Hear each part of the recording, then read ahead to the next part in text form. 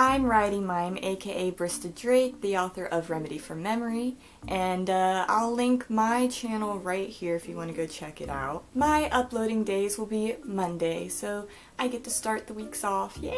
I thought that maybe I could do vlogs on the different genres that we all write in. Today I'm gonna stand up for the little guys. That's right, contemporary and non-fiction writers. I'm talking about you. I'll be discussing contemporary fiction here on this channel, but if you want to go see my video on non-fiction, you can go there. I'll link it right here. We don't get a lot of insight on how to write these kind of genres, however they might be very well the most important to think about. A story stripped of its magical qualities is essentially a contemporary, so it's a good place to start. You can also reverse the process and put magical elements into a contemporary to make a fantasy, and we will talk about that down the road. Until then, let's talk about some of the basics of a contemporary story. What you essentially have with a contemporary story is characters and a list of things they go through, and it's usually based off of modern time. And that can sound boring, but there have been many contemporaries that have made me tear up. So it's worth writing and reading. As a contemporary writer myself, I can tell you what worked for me. Tip 1. Flesh out the relationships between your characters. What make us us is our relationships, after all. If I was in a room all by myself with a bunch of interesting things,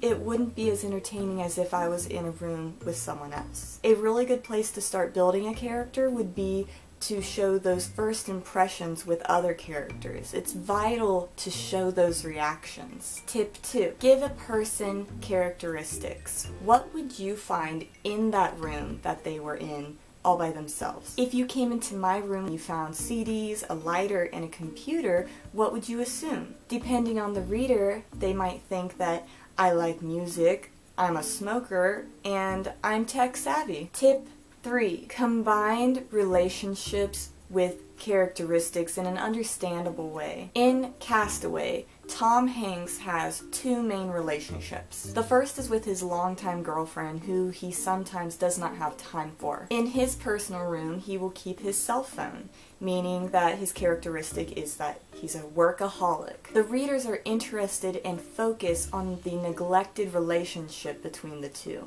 However, it is the workaholic characteristic that caused that neglected relationship. In the second half of the movie, a volleyball appears in Hank's room. This is a characteristic of needing to be loved. The readers focus on the caring relationship between Wilson and Tom Hanks. However, it is that deeper sense of wanting to be loved that causes a volleyball to be Hank's imaginary friend. And that's a characteristic of Tom Hanks, because depending on the person, not everyone is going to make a volleyball an imaginary friend. So here's a little quiz. What would the readers focus on if my parents walked in on me smoking? Which is a very scary, interesting scenario for a contemporary story, so you can have it if you want to use it. The readers would be focused on the stressful relationship between parent and teen. However, it is the cigarettes, the smoking, that caused the stressful relationship. I'm not a smoker, by the way. Unless you're director Rebecca Thomas, then I can be. Good luck, guys. I hope you're adding those words onto your count, because that's what's most important this month. I will see you next Monday. Bye!